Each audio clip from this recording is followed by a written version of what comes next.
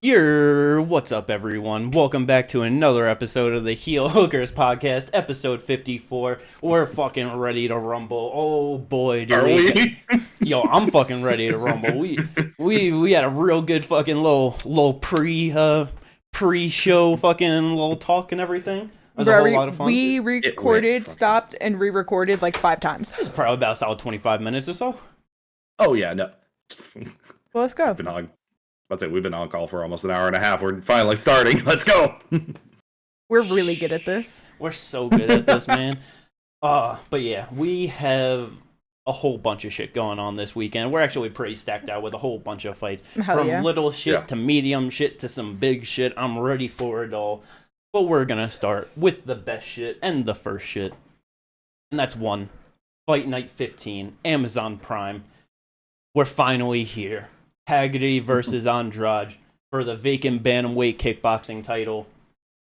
Oh, I'm excited. This is going to be good. Hell yeah, this was supposed to happen last month. It got pushed back, and I'm so fucking excited. Fabricio is about to take this championship belt. Well, not take it, he's going to earn it, and then he's going to go take Haggerty's belt. Yeah, so Haggerty, bantamweight Muay Thai champion for one, and Fabricio is the bantamweight MMA champ. So yeah, they're meeting in kickboxing. Who's gonna become double champ, 2-sport champ? I just feel like it has to be Fabricio. It has to be Fabricio. I'm so glad that you have changed your stance on this.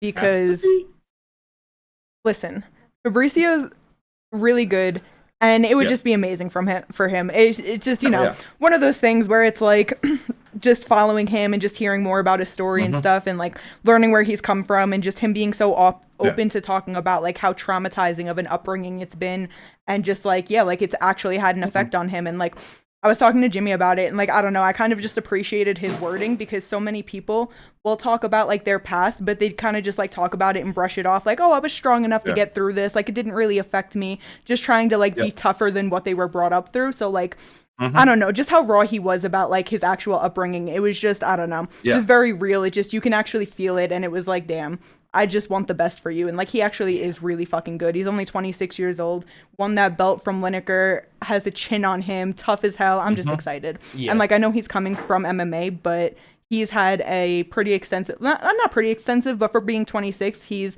20-3 in kickboxing Muay Thai. Yep. So it's not like he's inexperienced by any means, and I'm just excited for this. I think it's a great matchup. And I mean, like for a kickboxing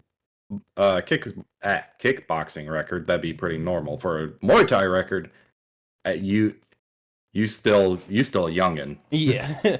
and that's why it's, like you said, coming from MMA, and it's like, he's one MMA champion, but he's only had 12 MMA fights, 23 kickboxing Muay Thai fights. So he's actually like almost double his experience in kickboxing Muay Thai compared to MMA. So the hard one, because, think about it, it's like, with him being an MMA fighter and that's just his main thing, it's, you don't think about him as a kickboxer or whatever. I mean, fucking Jonathan Haggerty's professional Muay Thai and kickboxing record is 21-4. Yeah, I didn't think so. It was it's that not. Much more. Like it's. If anything, I would say that he's just more inexperienced, because I know that he's been sticking with Muay Thai and kickboxing, but it's like when they met up in the ring, Jonathan want to say to him, oh, you can't take me down in here like Fabricio ever go for takedowns. Fabricio is a stand-up fighter. He want to swing and fucking bang. Like, this is his thing, kickboxing, Muay Thai. Like, this is where he really thrives at. Now, he doesn't have to worry about a takedown or sub-threat or anything like that. Exactly. With their experience being pretty matched, plus all of fucking Fabricio's MMA experience, it's like, I think he can get it done. I think he's good enough to do it. I guess, like, for me, the only thing, with him being 20-3, who knows, and, I don't remember the last time he had a kickboxing fight. I think it's been some years at this point. I'd say probably been a couple years. Yeah, Tapology not showing me nothing going back to 2014, but I'm pretty sure he had something before that. I mean, since then, looking at Wiki. Is it not plugged in? Nah. Yeah, more than likely. Yeah, his last fight was 2019. 2019. Okay. So yeah, it's still almost 4 years. So yeah, and so it's just like, I don't know how high of a level he was fighting at in kickboxing Muay Thai, you know, where Haggerty, he's been fighting in one for a little bit. His only losses inside of one are to Rodtang. So it's just like, you know what I mean? All of his fights in one have been Muay Thai. So him throwing on the big kickboxing gloves is definitely been some time for him for that too. So yeah. Because I was thinking about it, it's like, yeah, with Fabricio coming from MMA to kickboxing, obviously the size in gloves, that's going to be a big factor. But yeah, with looking at it, same with Muay Thai. Yeah, like, you know, they have the small gloves. It's going to be the same thing. Yeah. They have the small gloves for kickboxing? No, in Muay Thai. Oh, Muay Thai. Okay. Muay Thai has the small gloves in one, and then they have the big gloves in kickboxing. So it's honestly going to still be... That's just kind of... That evens out... I was about to say, that just evens out in the wash. Oh no, Haggerty is more of a decision guy. Like he has a couple TKOs in there, but like he is definitely more of a decision guy. Where Fabricio definitely be getting finishes, and he can get the decisions. Yeah. I think that Fabricio is going to be able to eat his shots, and I just hope that his power can translate through. Yeah. It's very possible because Haggerty, he won the belt off of Nang-O, who was on a very hot run. The last time he lost was before that was 2014 to Senchai. So that's there ain't nothing fucking like that's a shame about that. Yeah. That's why it's like him getting the first round knockout, like that was really good. But like you were, you know, like we've been saying, him going over to kickboxing, we'll see how his power is able to translate. And like you said, being more of a decision guy, I feel like if anyone's power is going to translate better, it'll probably be Fabricio's. That's what I'm saying, because it's like, one, we already know that he has a chin on him. He was eating bombs from Lineker. So it's like getting hit by Haggerty, who is not a bomb thrower like Lineker is, with bigger gloves on. There's no way he's not going to eat it better. And then, just looking at his last few fights, retired John Lineker, liver kick in the first round, needed the bodies in the first round, punches in the first round, one decision, rear naked choke in the second round. You know, it just like... I know obviously that's not a possibility in kickboxing, but just, I mean... No, like, this is one. They don't let that foolishness happen. His power can translate, but the thing is, with the guard, it's going to be completely different. Because of the bigger gloves, there's less holes to get into. But that's the thing is, Fabricio loves to go to the body. He loves to go to the body. I just said it, like his last few fights ended from knees to the body. Like, he's definitely real good at working that. Yeah. But like that's all I'm saying is like it's just all going to come down to game planning, and that's really where it's going to come down to is who has a better game plan. Yeah, and I was saying it to Kate, I think yesterday. We were talking, or maybe the other day on stream, I don't remember.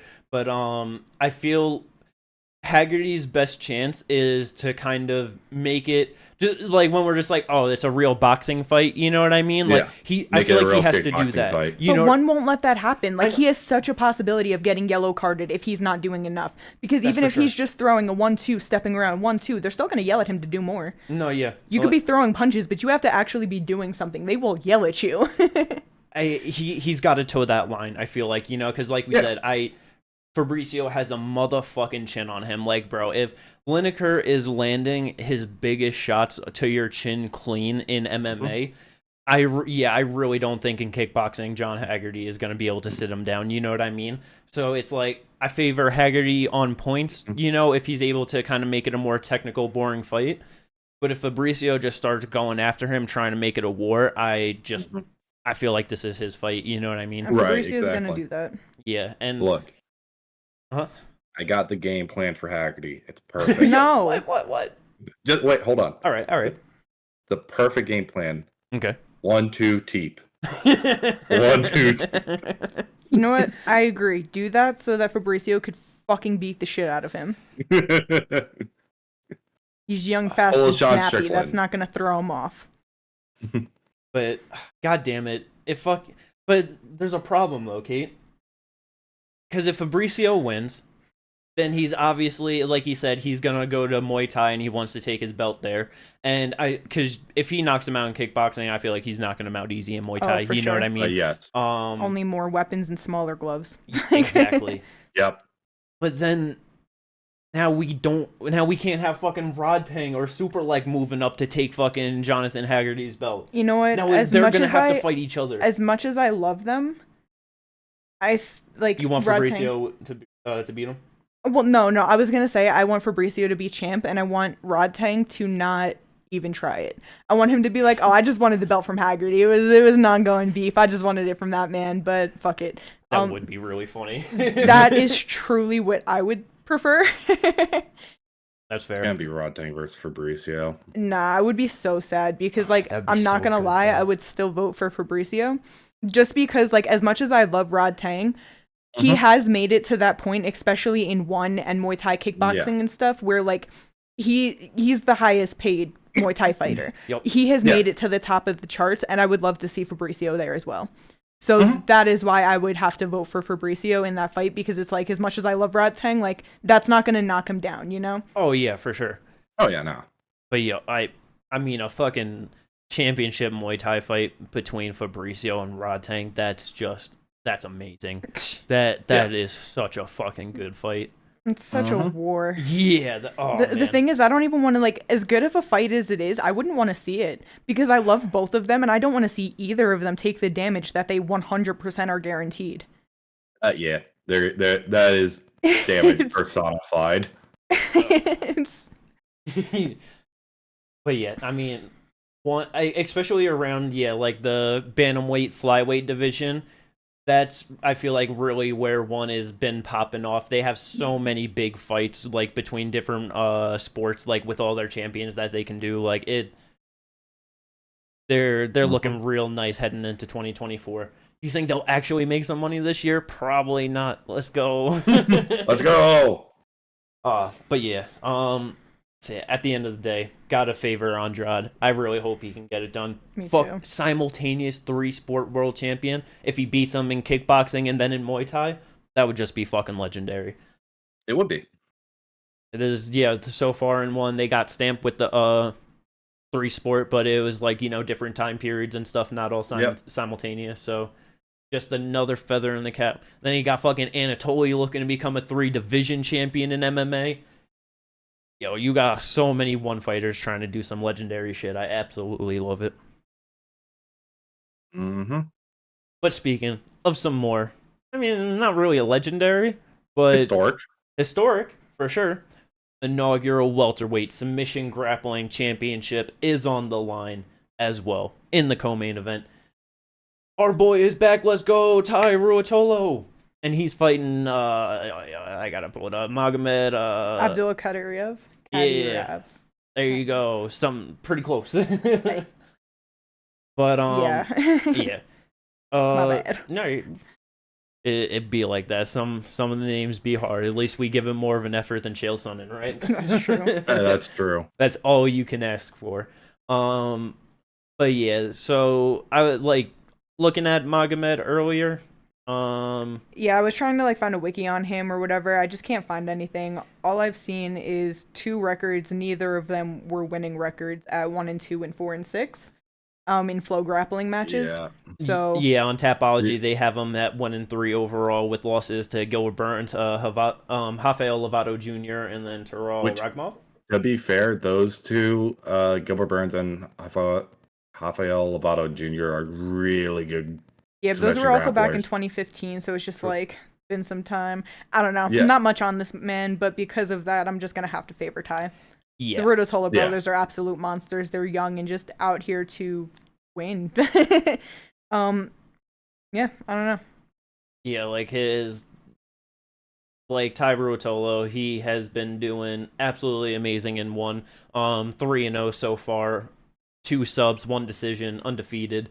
Has a few losses in ADCC World Championships, but it's, that's fucking, it's ADCC, that's the best of the best. That shit's gonna be happening, and looking at it, I was about to say, in Abu Dhabi Jiu-Jitsu Pro, he is 14 wins.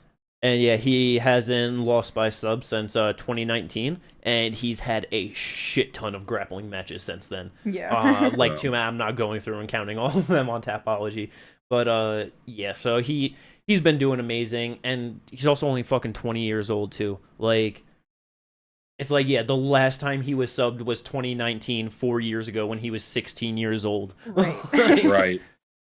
Right. Yeah, I'm pretty sure he's I thought he's been grappling at lightweight in one. I could have sworn. No, I thought that. Okay, his last one was 180, and then I know it was a catch weight with RDR. But yeah, so inaugural welterweight championship, 185 in one. But yeah, I mean, I'm just hoping for Tai Ruotolo to do some real cool shit, lock up a nice submission, and get himself a motherfucking championship belt. Two Ruotolo brothers, 2 champions, let's go. And I mean, hey, they said they love to compete. They're real, like competitors against each other. They wouldn't turn that down in the future. Which I feel like that's a perfect thing because they are twins, so they're like perfectly matched. But yeah, like, I don't know, when it comes to grappling, it's not like you're going out there and unless you're like snapping someone's fucking arm or leg or you know what I mean? Like, you don't have to hurt each other. I'm sure that they're smart enough even in their competitions to tap to each other, knowing when they're like dead to rights and not trying to hurt each other too bad. Maybe not, but I would just assume, especially with your brother. But either way, I feel like they're just both, like, I understand that, but I feel like they're both so competitive that they're just like, nah, I can't get subbed, like... Yeah. But that's what I'm saying is I feel like they'd be more willing to tap to their own brother than to anybody else. And also I feel like as their brother, they're not going to want to crank it so bad that they're tearing their ACL or snapping an arm or something like that. I'm just assuming. Jiu-jitsu guys are just fucking... Okay, hold up. We all have siblings. You two are siblings. I have siblings. You're telling me you wouldn't crank Jimmy's arm to the point where it'd possibly break? Absolutely not. I would, because that's the thing where I'm talking about, like, jiu-jitsu. You can have great exchanges. They can have a great grappling match and not have to go out there and hurt each other. Because it's like, you think about when we watch Bellator, fucking Liz Carmouche and Ali Malay. They didn't want to hurt each other, so we got a shit-ass fight. Because when it comes to MMA, while you can grapple, it's, you know what I mean? You're going to start striking. Or, like, other things. Like, you don't have to strike. You don't have to sit there and punch each other, kick each other. Like... You're grappling. So, like, I can just see them really going at it and having a fun-ass time, but I'm not sure that they would push it to the point where they're like, yo, I got your heel, like, I'm gonna snap. Like, I would never do that to Jimmy. I don't know. After you guys watched that fight, you guys were like, and I said it was a sparring match, you guys said, we go harder on each other in sparring. So that's the only reason I brought that up. I'm like... Yeah, and we do. But that's because we're not going to hurt each other. They weren't even trying to hurt each other. Like, we can go harder and still not hurt each other. I mean, it's like, to be fair, too, it's like, yeah, I mean, Liz was also only just throwing leg kicks. I mean, like, we'll toss some leg kicks at each but then it's like, yeah, like, because just to the point of, like, yeah, with siblings, it's like, yeah, we're fucking throwing, like, body kicks or some shit at each other. It's like, I ain't gonna fucking rip a body kick into her, you know what I mean? It's like, I can't do that. It's my sister. Like, it's like, yeah, some other random person, I'll just smack you up a little bit, like... I don't know, I feel like I don't know if they're going to be more like me and what I would probably say with my younger brother. Because, like, yeah, no, if we were both, like, at a gym and we were I'd rip the shit out of a body kick. I don't know. Maybe that's Maybe me and Kid we got to get into good enough sparring where we're, like, really in it. Then we'll probably start throwing hard at each other. I was going to say, we just got to start beefing with each other again. It's not even on some beef shit. It's just, like, look, you know what it is. We're fucking... sparring. I like protect your fucking body. Stop fucking. Me when Jimmy goes to kick me. Kick me. Toughen it up. But yeah, so let's go, Tai Ruotolo. 2 belts in that household. That would be fucking awesome. Yeah, that'd just be great. Other than that, I mean, it's definitely not the most stacked out one card with big fights, big names, whatever. I said that was one fight night 16. Oops. Either way though. But one little quick mention. We got motherfucking Sexon. You know this man, Ginger? You remember him? He's like, no. Maybe I'd have to like It's not showing me on Tapology. But his nickname is the man who yields to no one. Let's go. It's a great nickname. Do you remember that from the last card? No, off the top of my head. That's crazy. Anyway, yeah, the man who yields to no one is back. Yeah, it's I'm very excited for that. Should be fun. But the biggest mention that we got to bring up for the one card is motherfucking Supergirl is back. Hell yeah. Let's go, Anna. She gonna walk out to another fucking Attack on Titan theme song. She gonna be like, motherfucking Colossal Titan. Just knock this girl out. Yeah. She gonna walk out to some crazy shit and she's gonna fuck Christina Morales up. It's gonna be amazing. Because she's a solid 0-2 in 1. Yep. So her last fight, she got finished by Anissa Mexon, who actually just got booked for an interim title fight against Fujitsu, the motherfucking queen. So that should be some good shit. I'm excited for that. Yeah. Forgot to throw that on the fight news. Throw that in there. There you go. Yeah. Other than that, at lightweight, Julio Amir is ranked in the top 5.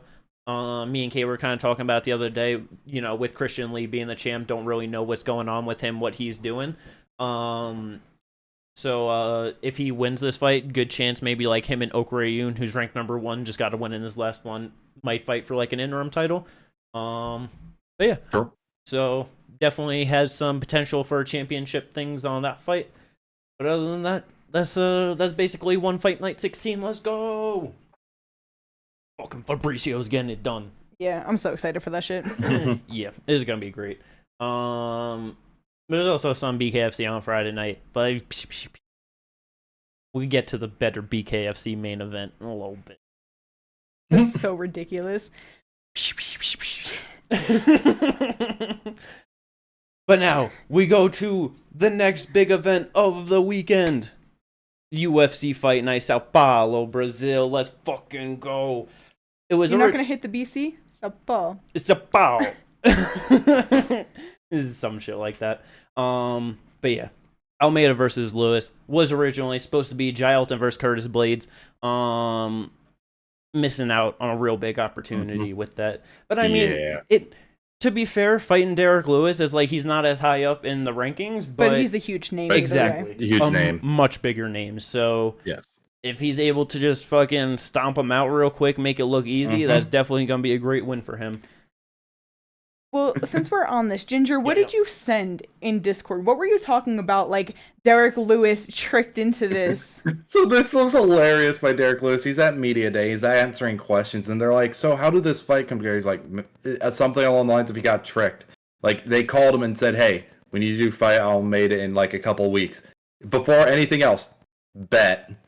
And then after he's like already agreed and signed, it's like, oh yeah, by the way, it's in Sao Paulo. Oh, so he wasn't tricked. He just didn't realize it was in Brazil. Yes, and he's like, yeah, I refuse to fight Brazil because of the taxes and all that. And I'm like, it's the Derek Lewis tricked. I didn't ask questions. I just agreed. You gotta love him. Okay, I was just curious because I was like, wait a second. Yeah, he was tricked. Fucking Derek Lewis. But yeah, Derek Lewis. Obviously, what do you expect? Yeah, the main event and this entire event is built around Jailton Almeida. He's the guy UFC is trying to push in the heavyweight division. 32 years old, 6'3" tall with a 79-inch reach. This dude is, I mean, compared to like in terms of the heavyweight division, he's a grappling ace. He said he's what? 6'3", 79-inch reach? Yeah. He's built just like Derek. Damn, they got the same everything? Yeah, 6'3" with the 79-inch reach. I mean, definitely much different frames on, different body types on them, but the frame underneath is the same. Yep. That's so funny. Yeah, look, it's just crazy because of how different they look. Look, Jailton was able to make 205. Derek Lewis ain't never making 205. Maybe in 5 years with his workout routine that he's on. For him to make 205, you need to cut off half a leg. Yeah, one day. But yeah, Jailton, he's just been fucking smashing through everyone since he's been in the UFC. No one has fucking... I think the most punches he's been eaten in a strike since Contender Series is 1 in a fight. Yep. Pretty sure he has like the lowest significant strike absorption rate per minute in the UFC right now. Probably. Pretty sure I saw it was like 0.08 or something like that. It was some stupid shit like that, yeah. It's something low. It's this the problem.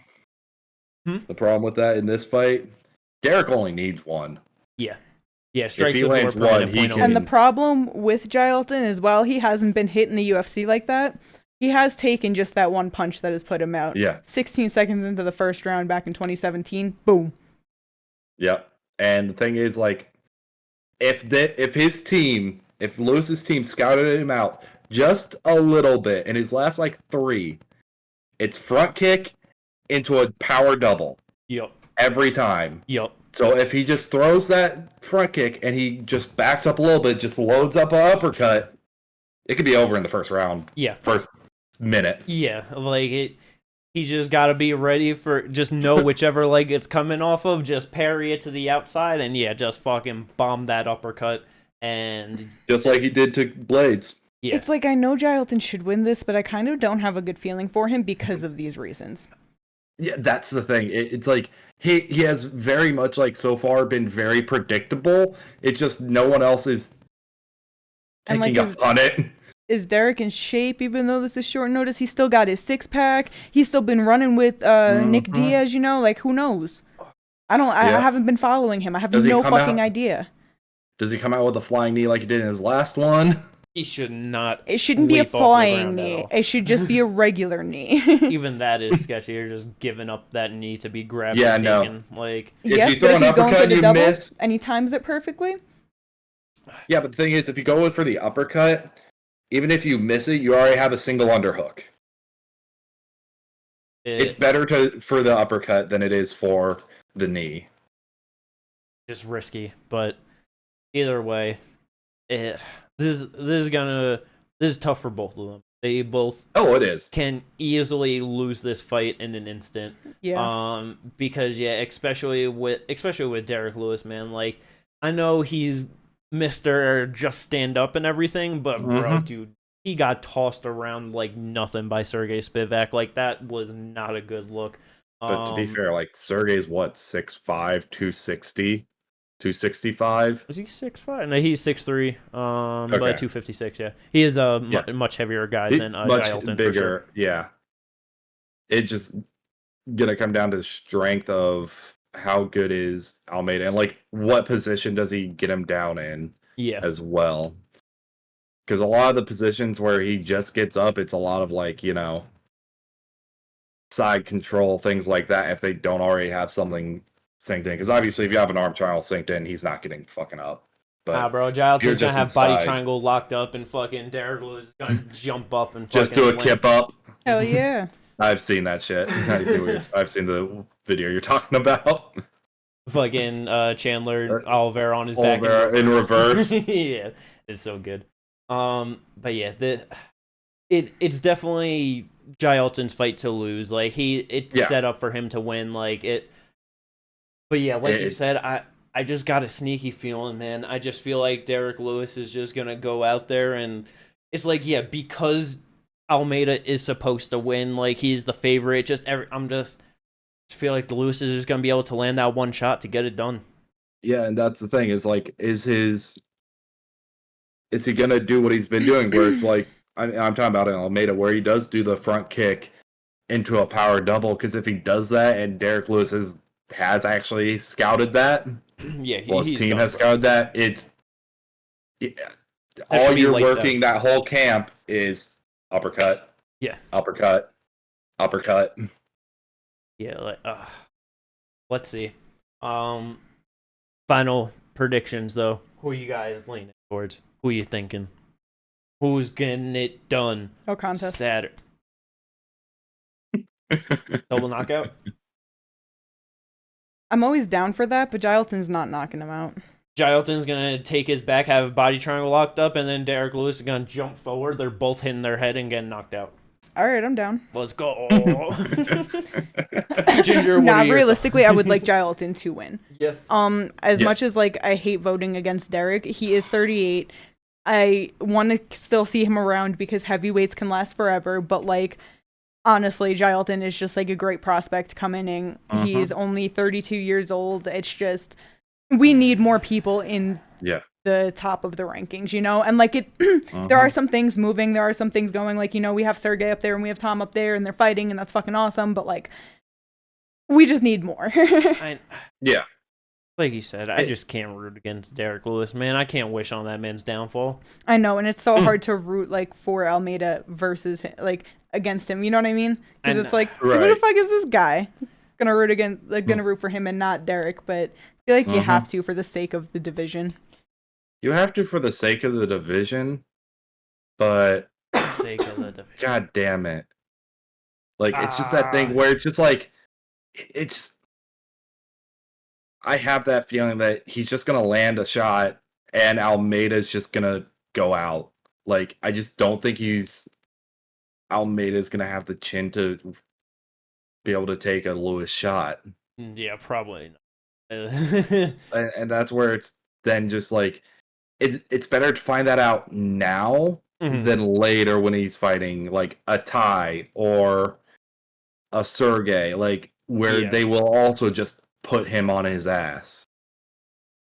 So it's just like it's one of those things where it's like I just want to know really what happens. Like if he can take a shot from Lewis, like, and I mean like a fairly clean shot. I don't mean like, you know, just a glancing shot. I mean like something that's like fairly clean, but not obviously like the hardest. It's like, okay, he can maybe survive. But if he takes like one of those types of shots and goes down, it's like, brother, go back to 205. Yeah. We'll see. But speaking of going back not to 205, if you're watching the video in full screen, click out of full screen, press like, press subscribe, let's fucking go. It only took me a half an hour to remember. I was just gonna say, how long did it take you? 32 minutes? Let's go. Like and subscribe, drop a comment. Jim Bob the champ. I remembered last week, but not this week. Yeah. Anyway. Co-main event. Oh my god. I'm so excited for this. The Bonfim bros are back. They both are going to win because they're fighting on the same card with each other again. Let's fucking Hell go. Yeah. I mean, Gabriel Bonfim was going to win anyway. Yes. He's in the co-main event, and I love that for him because it's starting to give him a bit spotlight. Maybe he can have a fight night main event next time.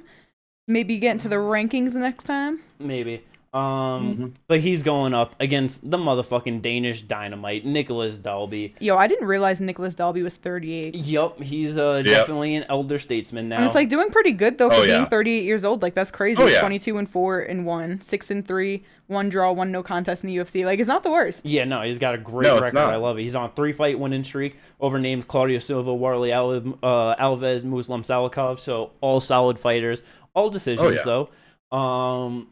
He hasn't got a finish in a while. Yeah, did lose to the Dirty Bird. He actually has no finishes in the UFC. Yep. Yeah, but he's always a fun fighter. He's not like these decisions are like boring ass fights. So no, yeah, for sure. I feel like a couple of years ago, he used to have a better gas tank than where he's at now, as probably with just being 38 years old. I was about to say, he's 38. Yeah, but I just feel like, you know, last couple of fights, I feel like it's just been, like, to me, more of a noticeable thing where it's like, end of second round, third round, it's like, dude's puffing for some air, you know what I mean? Well, it's not making it that far because Gabriel Bonfim is subbing him in the first round. Probably. Yeah, more than likely. But, like, that's kind of the thing, though. Like, again, 38 at 170, having to cut weight. Like, yeah, his gas tank's going to really start declining as of late. Like, it is what it is. Like, that's how it goes. Oh, yeah, for sure. It just kind of a thing I just remember about Dalby in my head. It just kind of sucks because, you know, power's the last thing to go in a fighter, and he hasn't really shown that type of power. So it's like... Yeah, no. Like Kate said, Gabriel Bonfim is probably subbing him. Because this dude, every time he's fighting, he's a fucking monster. He's every single fight, he's just been taking like a good step up each time. And yeah, Nicholas Dalby, he's just an experienced guy in the UFC. If he goes out there and smashes him first round like it's nothing, 16-0 undefeated. That would be 3-0 in the UFC win-in contender series. This dude should definitely be, if not ranked in the top 15, he should definitely get a top 15 guy next. Yeah, I didn't think he would get ranked off of this. I was kind of thinking he should get just a ranked opponent next. Yeah. Oh yeah. And yeah, like put that in the fight night main event and then get ranked. Like that'd be fucking awesome for him. I don't want to do it, but you gotta do it. Get fucking Michael Chiesa out of here and feed him to the fucking monster from Brazil. Let's fucking go. Let's fucking go. I'm down for that. Yeah, and he loves his grappling. Chiesa is a very solid grappler too, so I feel like that's just a good test to like really see where his grappling's at, to like look forward to it and towards like the top of the division. You know what I mean? Star's first round. You said what? Star's first round. Probably. Chiesa's got 4 Darce choke losses on his fucking... I'm pretty sure it's 4 Darce choke losses. And Bonfim just chokes people any way possible. Guillotine, mounted guillotine, Vom Flute, Darce choke, rear naked choke, arm triangle choke. Like, triangle choke. It literally doesn't matter. He's like, I'll choke you any way I can. I was about to say, especially like in the front, like headlock position. He loves doing it, it seems so. Yeah, like, bro, Gabriel Bonfim, he's so fucking good, man. I am so excited. Like, all of the fucking prospects at 170 and shit that I love, it's like, yeah, you're all great, you're all awesome, but you're all losing to fucking Bonfim. I don't give a fuck. Like, I'm sorry, Jack Della Maddalena. I'm sorry, Ian Gary. You all gotta get fucked I'm not up. even sorry. Like, that is such an easy thing for me. Goodbye. Guess sub first round. Like, well, we were close. It's 3. Okay. 3 Darces. Kevin Holland, who has a really good Darce. Yeah. Vicente Luque, who has a really good Darce. Yeah. Jorge Masvidal. Yeah, I thought Jorge got him in a Darce too. It'll be 4. Yeah. Yeah. I feel like that'll probably be the kind of fight that he gets, because fucking Magny's about to get bumped from the top 15 against Mike Malott. Renat's on his way up, you know, so like they're not. That's honestly like. It's so great just seeing, I'm sorry, but like 10 to 15, you know, like Ian Gary, Jack, Kevin, and Renat, like just. Hell yeah! All of these guys working their way up. Fucking and Magny. I was gonna say Shavkat already made his way into number 5. You know, like just a lot of great names coming in or already in 170 at this point. Yeah, it's so fucking good. I'm so excited. I was about to say, this dude also, I forgot about losing to Kevin Lee via rear naked choke in the first round and losing in the second round. What are you talking about? Pettis by triangle armbar. Yeah. He's getting choked. He's getting choked. 100%. Featured bout. I don't understand why this is the featured bout, in all opinion. And like in my opinion, I just Rodrigo Nascimento versus Dante Almeida is like, come on, what the fuck are we doing? The real featured bout. Huh. Why is that the featured bout? I don't fucking know. It's fucking stupid. If anything, the UFC has been given absolutely if anything, that should respect. be the opening bout of the main card. Yeah, they're giving no respect at all to my fucking boy, Caio Borralho. Our boy, Caio Borralho. It's pretty fucking upsetting. Yeah, but in order to give that respect to Caio, you have to give that respect to a bus, so... Hey, I mean, he's got one loss in the UFC to the current champ, you know what I mean? And to be fair, he was supposed to fight Nursultan Rizabov. I know, it was just a... Yeah, because that... Again, even with that fight booking, it was just like, okay, this is a fun fight, but it's like, why is Caio fighting some dude one fight into his UFC career? Like, when this dude's 4-0. Yeah, 3 decisions and then sub over Michel Ojeshuk, like it. But now he gets a boost, so I mean, hopefully he just goes out there, he's gonna take him down, sub him real quick, and then he should get a top 15 guy like he fucking deserves. Yeah. So I just feel like this should be an easy win for Caio, unless he just fucks up like something in the first round and a boost is able to catch him with something crazy like. Oh yeah, no. But I feel you on that one. This should be fucking Caio all day long. Fun fight on the main card: Adolfo Vieira versus Armen Petrosian. Good old striker versus grappler matchup. Adolfo weighs 32, 34. But yeah, 4-2 in the UFC. His only loss is Chris Curtis, Anthony Hernandez. Not bad at all. Did sub Cody Brundage in his last one, you know, let's fucking go. Yeah, that really tells us a lot. I was about to say. But Armen, he's doing good as well. 3-1 in the UFC. 2-fight win streak, decisions over Christian Leroy Duncan. Very sad with that one. And then AJ Dobson. Lost to Caio. No shame in that. And then a split decision over fucking RoboCop in his debut. So it's like, dude is very solid fighter. I'm pretty sure. Yeah, cause he's 6'3" with a 71-inch reach, and Adolfo is 6'73". Damn, okay, I honestly, that's a short reach for someone who's 6'3". Yeah, I kind of thought Hidalgo was shorter. I thought this was going to be like a much bigger size difference. 3 inches shorter, 2-inch reach advantage. So that's kind of interesting. Damn, is fucking Hidalgo just going to be able to fucking take him down, wrap him up, and fucking choke him out? Maybe. That'd be awesome. Potentially. Man, that would be so fucking cool for Hidalgo Vieira. I just love seeing these fucking old jiu-jitsu guys just like, yeah, let's scrap. Wait, what? You said 6'3", 71-inch reach? Yeah.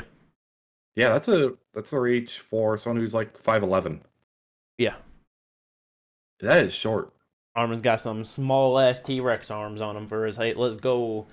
But the next best fight on the fucking main card, the other Bonfim, bro. Let's go. Yeah. Ismail Bonfim. Not as good as Gabriel Bonfim, but we love him just as much. Gotta support him just as much. And he's fighting motherfucking Vink Pitchell. Vince Pitchell? Vink Pitchell? You may go fuck yourself. Vince Pichel.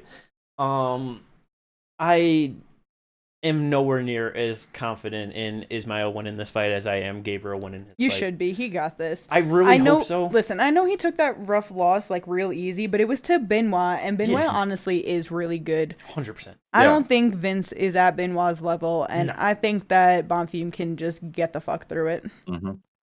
Yeah, no, and to be fair, like, Vince did lose a decision to Mark Madsen. Like, he is able to be taken down. Yeah. And if he gets taken down, he's getting subbed. I mean, And this Bonfim, bro, is definitely a bit more versatile than Gabriel. Because Gabriel, really, he loves his subs. But it's like, Bonfim will take you to a decision. He'll knock you the fuck out. He'll sub you. It doesn't really matter. Yeah, and he is definitely cleaner on the feet than Gabriel is. For sure. His striking is much better. Yeah, Gabriel be getting me a little bit worried sometimes. We're not talking about that. But, yeah, like, he should win, but I just have the feeling that Vince could give him a tough fight as just a tough older vet against a younger up-and-comer. You know what I mean? But that's the thing is, like, I know he's older and a vet or whatever, but he's 14-3, which is a good record. But, like, he doesn't even have as much experience as our young 27-year-old Ismail Bonfim at 19-4. Yeah, but 10 fights in the UFC, much higher. Okay, that's true. I didn't realize that he had 10 fights in the UFC, but, like... Yeah. And, like, he's been... That's the thing. He's just been fighting...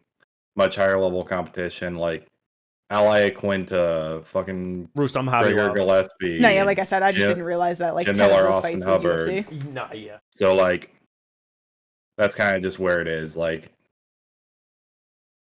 all right, let's see what we can do against this vet. Like, just lost to. It's essentially supposed to kind of be it's a bounce back fight that can also be a test.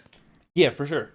Like, he's gonna run over him, and it's gonna be fine. If he does, that's fucking awesome. Like, for sure, yeah, you know, exactly. Because especially if he's able to like fucking like take him down, sub him real easy. Like, that's not something that happens to Vince like that.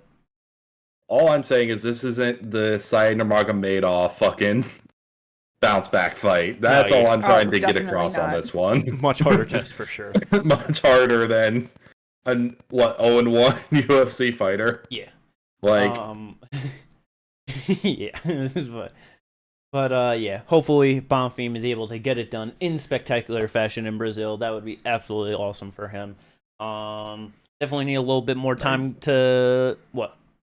Syed actually took Yanez's spot at 15. Yeah, I didn't even know that till now. Yeah. Definitely gonna have a little bit more time till he gets to the top 15, unlike his brother. But we'll see. It'll still be fun. Exactly. That's the way it is at 155 though. Yeah. And like that's the thing. It's like you get blasted through like fucking Benoit Saint-Denis like that. Like he's really good, but it's like you definitely need to rebuild a little bit of things before getting back up there. You know. And of course that loss can be one of those things that ages like a fine wine, especially if Benoit Saint-Denis keeps going higher and higher. Like 100%. Yeah, no doubt about that. Like. Benoit, like, his one loss was at 170, like, on short notice debut. To someone who's actually fighting in the prelims, Elizeu Zaleski dos Santos versus Renat Fakhretdinov. I wanted to bring up that fight, actually, because this is the fight that's going to make the Brazilians go 12-1 on the Sao Paulo card. No, because they're losing with Angie further down. I'm sorry, but Denise's got this, and we're not on that right now. Anyway, so Renat Fakhretdinov is about to fuck Eliza up. Yeah, this is gonna like, I mean, unless Eliza is able to like fucking land some crazy spinny shit early, like in the first round or something, Renat is just gonna do terrible, terrible things to this man. 22-2 overall, 32 years old, like 3-0 in the UFC now. Fucking just dominated Brian Battle when he took that on short notice. Was not a smart idea, but he got the fucking brakes beat off him, and then just easily got through Kevin Lee in under a minute. So like, I completely forgot that Zaleski has a win over Sean Strickland, a knockout win over Sean Strickland. Me too. That's really funny. I completely forgot about that. Yeah. Wait, he beat Strickland and then beat Luigi Venturini. That's really funny. Damn. He's got fucking 2 wins over fucking 55ers. Yeah. But yeah, I mean, this, unless fucking Renat slips on a banana peel, like this should be him he should all win. Day. Yeah. No problem. Yeah. As I mentioned before, Angela Overkill Hill. She is sadly back in another very tough fight because that's just what she does. She's just going to fight anyone, anywhere, anytime to just try and get a good win because it's just fucking Angie, man. She's just down for a scrap. She loves this shit. And it has led her to an overall record of 15-3 and a glorious UFC record, or 15-13. Sorry, not 15. I was about to say a 15-3 record, sir. 10-13 overall in the UFC. So it is definitely not great. She fighting Denise Gomez, just a upcoming prospect who has been doing really good. Yes. She fought on the Contender Series last year. She took a fight to Loma Lookboonmee last just a short notice because Deanna Belbicha, something like that, she fell out of that fight. So she ended up taking it and she lost her debut, but since then she's on a 2-fight winning streak, both finishes against Bruna Brazil and Yasmin Yargui. That was a nasty finish 20 seconds in. It really was. Like, I was kind of sad to see that because I was super high on Yasmin after her first fight, but either way, I just am sad to say that I think she's going to fuck up Angie. Yeah, I mean, she is also 15 years younger. Yeah, she's 23. Yeah, where Angie is 38 years old. Angie, 5'3", 64.5-inch reach. Denise, 5'2", 63-inch reach. So Angie a little bit taller, a little bit longer. I was going to say, I know Denise is a bit smaller, but she's still a bit of a monster. Not by much. I'm very much worried that there's just gonna be another sad night for Angie. She's just so goddamn tough too, and she's not gonna fucking quit on herself. So she's just gonna be in there eating shots until she gets put out or just loses a bad decision. Yeah. Motherfucker! It'd just be so nice if she could get like a good couple of wins together. Maybe fucking get back to 50-50 in the UFC and then retire. Maybe end up going positive. I don't know. Yeah, sounds nice, but yeah. I mean, the cool thing though with this fight is that Angie is ranked. So with the Denise win, then that puts her into the rankings. That's very true. So now we have Loopy in there, we have Tabitha in there, we'll have Denise in there. You know, just a few new names coming into 115. Yep. Oh yeah, that is a very good point. Mm-hmm. Yeah, and Michelle Waterson Gomez will probably be bumped out of it. So finally, yeah. Fucking man, but yeah. Hopefully Angie don't get beat up too bad in that one. Yeah. But other than that, there ain't nothing too crazy going on that Sao Paulo card. Pretty good one overall. We did lose a lot of fights, 6 fights overall. Got rebook, canceled, changed around in some sort of way. But hey, that's just how the cookie be crumbling this year. You know what I mean? Everybody getting injured. So yeah. Other than that, the last real mention of any events that I kind of just want to bring up real quick is we have the BKFC on Friday, but we also got some BKFC fights out of Thailand on Saturday. Bare knuckle Muay Thai fights, and the main event is Buakaw versus Senchai. Hell yeah! This is, I wish I could do more of just actually explaining both of them and just like how fucking legendary of a fight this is. I just kind of want to look up their fucking records real quick because I know both of them are just so fucking experienced. You know what I mean? Right. Let's see. Blackout has a spectacular record of 240 wins and 24 losses, 14 draws. So Jesus Christ. Shit ton of fights for him. And then Senchai has a beautiful record of 327 wins, 49 losses, 2 draws. So yeah, over 600 total fights between the both of them, both in their 40s now. So they are getting a little bit older. But it's still gonna be a good fight. Yeah, like I don't think that they're gonna. I don't think that this is gonna be like your classic like BKFC scrap of just like two people trying to just like really just knock each other the fuck out, you know? I feel like this is gonna be two older, respectful Thai guys that are just, they're gonna have some fun in there, you know what I mean? But it's like, it's just crazy. Like, I wish I could just know how many fucking fights this was, but like, yeah, just going through Senchai's record, like, all of these fucking wins. The last time he has lost a fight, 2014 decision. And just a shit ton of fights since then. Like, yeah.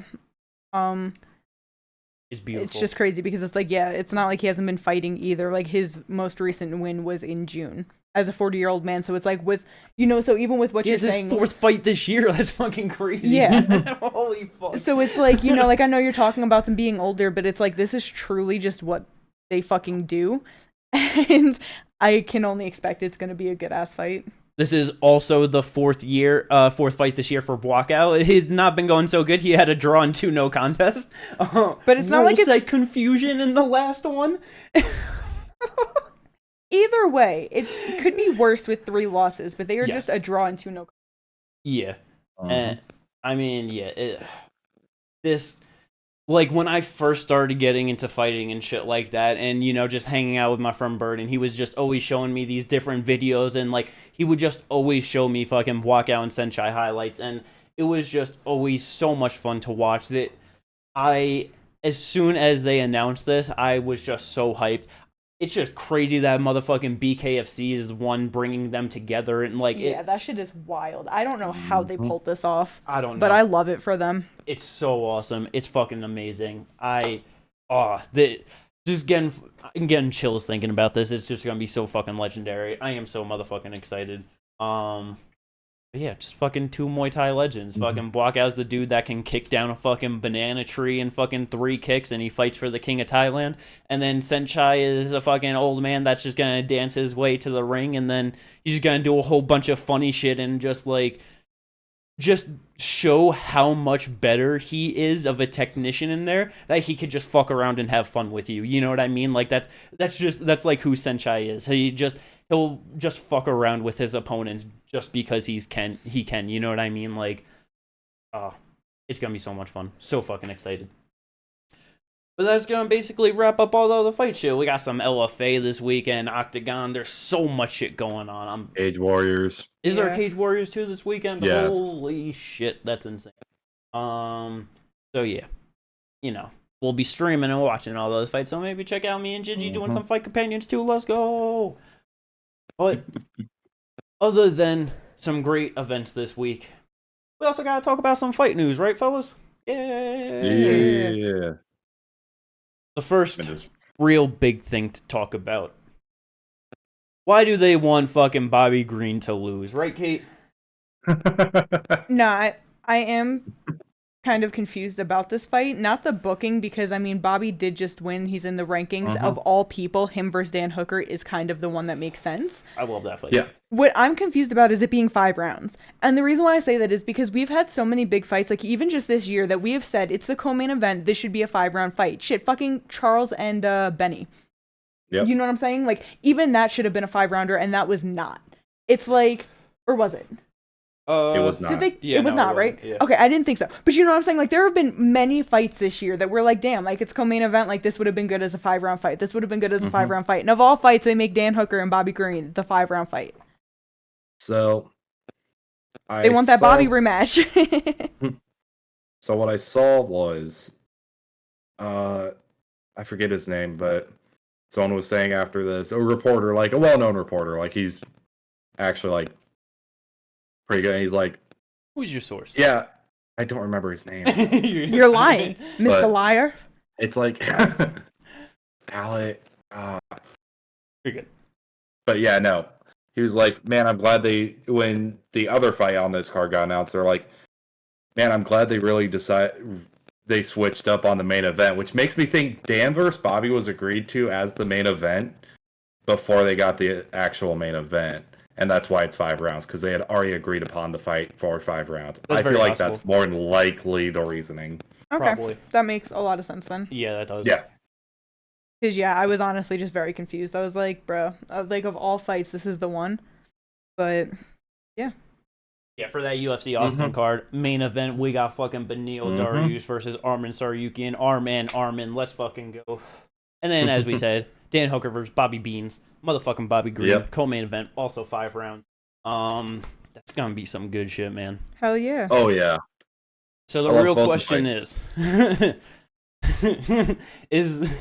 Because we're faced with another predicament. Okay. Because it's the 155-pound division. Yes. And things never go how they should. So is this a night where the 155-pound division at the top 15 moves forward, or does everything just stay the same as normal and we don't go anywhere? Benny gets a second round knockout, and then Bobby gets a controversial split decision in the co-main event. Oh my, don't say that. What the fuck? I'm done with this episode now. You just ruined it. No. I mean, realistically, Dan and Bobby, it doesn't do anything. Like, no, it doesn't. It's the bottom of the top 15 at the moment. Like, it's not going to fuck the division at all. It just at most sets up potentially, like, big fights. You know what I mean? Yeah, like... for, like, Dustin or Chandler or, like... Do you think the winner gets a rematch with Dusty? Probably. Like, that's honestly what I see out of this, is that they're not really using Bobby and Dan as, like, actual ranked title contenders. They're ranked to fight Dustin. Like, I don't know. They're just looking for an opponent for Dustin to get him in there again. Like, you know, let him get his big fights that he's wants and is willing to take. And they're not getting title shots. They're not making it through. They're not, you know what I mean? It just, I don't know. So that's why I say that it doesn't really mean too much, because I don't ever see those two moving up to a point where they're going to be our number 1 contender, our number 2, our number 3, and getting that shot. So it just, Yeah, both on the older side. Like, they're not, 100%. I was about to say, depending on when Fiziev comes back, Bobby versus Fiziev 2. Nah. 5-round main event. I'd rather see Bobby versus Dustin too, honestly. I'd much rather see that. Yeah. What, you wouldn't rather see that? I don't know. Like, I just feel like they're both in such different parts of their career than when they first fought. It's just like, I don't know, I feel like that's just an exciting fight. Yeah. No, Bobby it is. Fizzie's just way more recent. I'm just like, I mean, that's fair. So no, I'm just trying to figure out who goes where, because like if Benny wins, that does jack shit. Right. Like, if Benny wins, he needs 3 more fights for a title shot. What are you saying? Like, no, but that's what I mean though. Like, Gaethje isn't gonna fight because he should be next for the title, which makes sense. Yeah, and they're also like friendly. They're not gonna do Benny Charles 2 this soon. Nope. I don't think Dustin takes the fight. Nope. Hopefully, so there's like, what they do is like, hopefully Arman wins first of all. Yes. And if he wins, then, you know, I know you're saying that more time is better for Charles, so if they just go into Gaethje, they do the Charles Arman. I just hope that Charles could win that. So that's what actually sucks. Maybe Justin gets his shot, he loses, and then he fights Justin. If Justin loses, he's retiring for sure. Yeah. He was one more run. That was what he said. Like, the best thing like that could happen is Arman gets a win, and he looks real good doing it.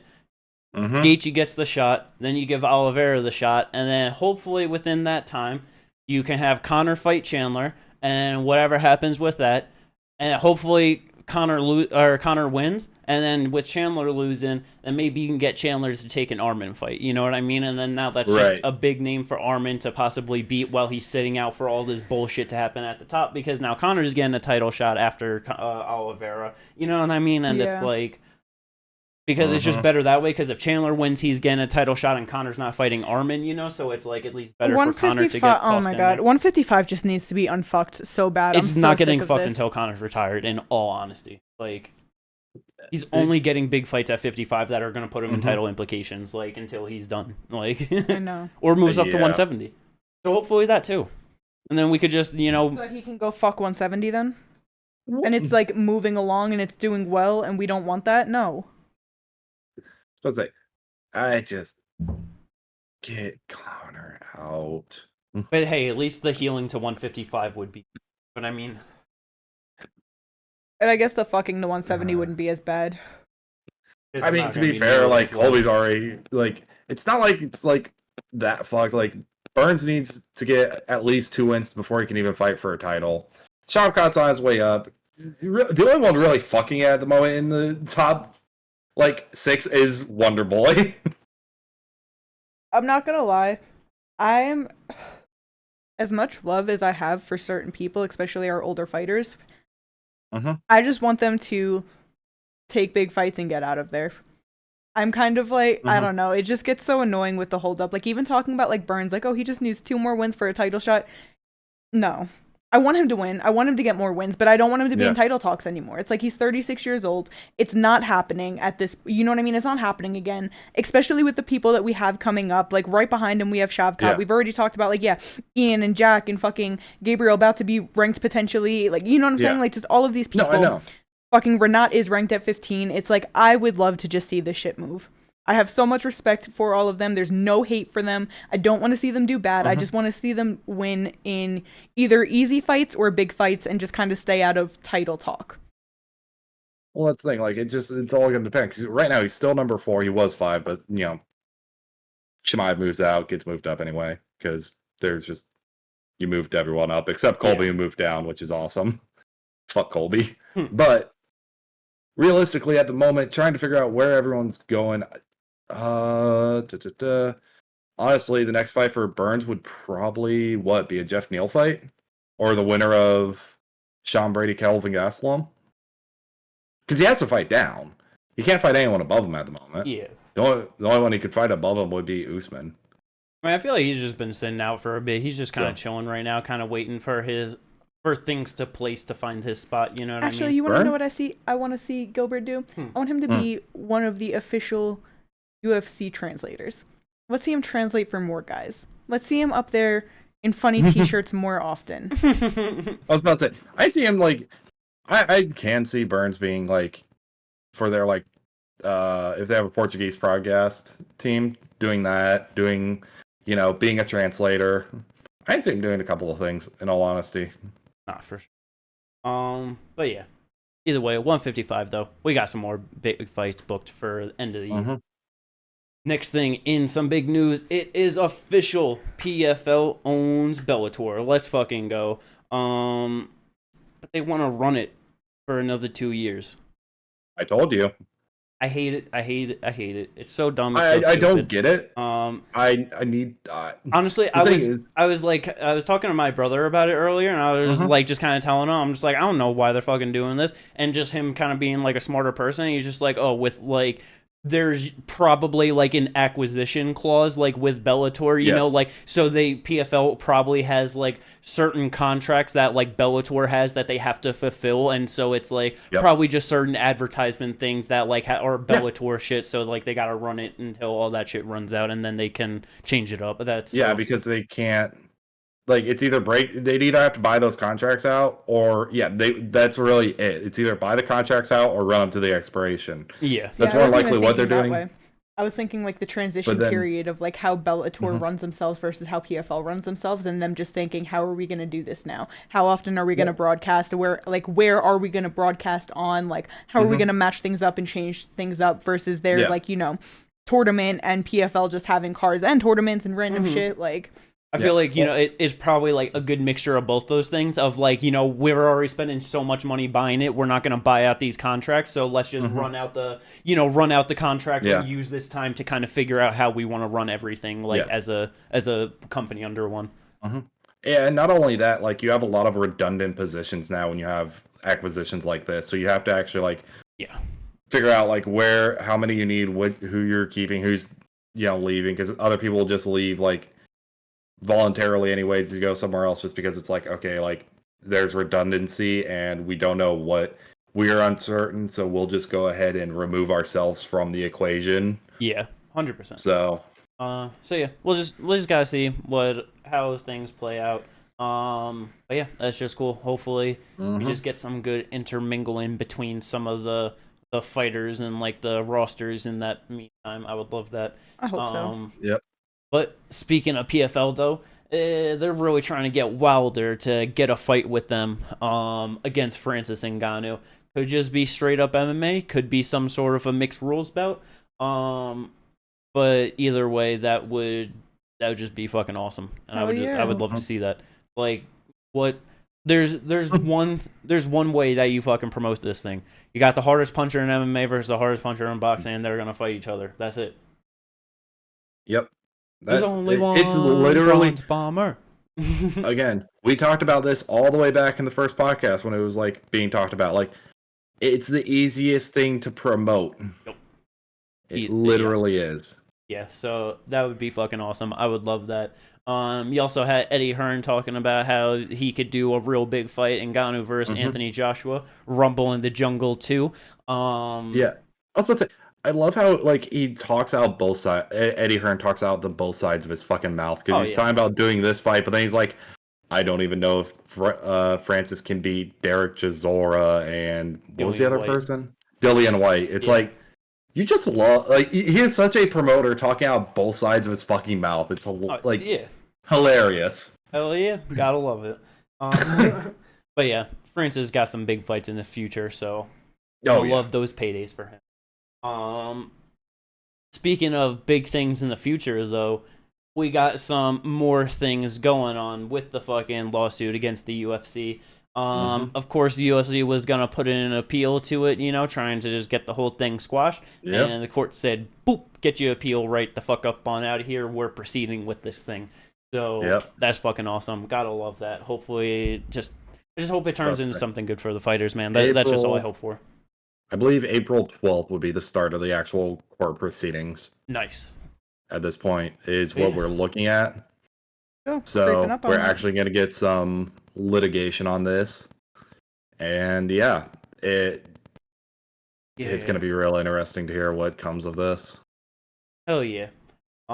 Because the thing is, like, people need to realize, like, this doesn't just set precedents for the UFC. This sets precedents for the mixed martial arts the community, the sport, like the sport as a whole in the United States. Yeah, it sets it for the promotions. That's what I was looking for. Yeah. It sets a precedent for all the promotions to have to abide by these, like whatever's ruled here, because if they don't, then they're just going to get sued. It could happen to them. Exactly. Like, and so it's like, there's precedents. It's like if the court sees, it's just like, we already like went over this. You can't do this. Stop it. Yeah, exactly. So, just got to see how that goes, but I don't know. I got good feelings that this is going to go good for the fighters on this side.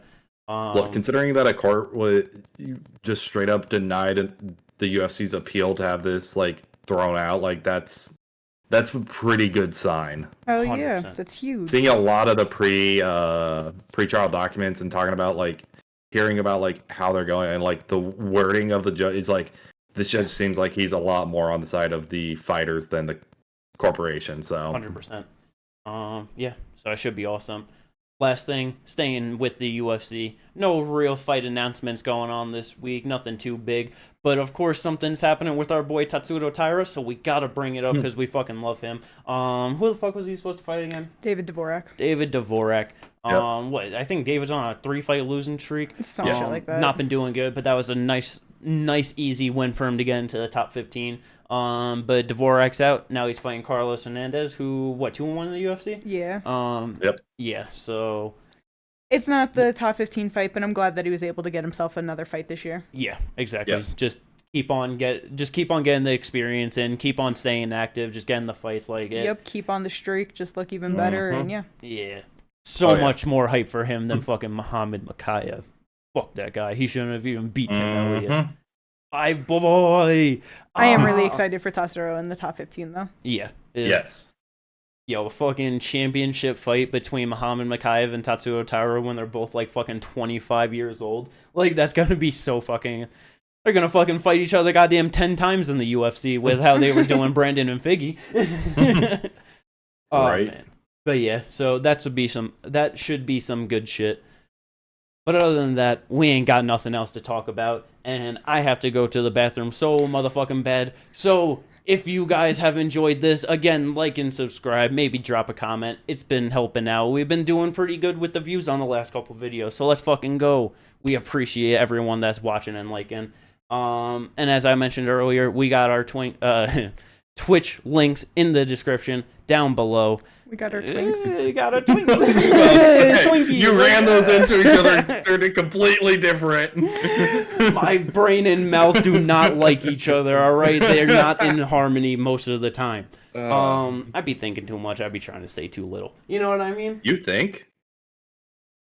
All right. Peace out, everyone. Peace out. I hope you enjoyed it. We'll catch you in the next one. Yeah.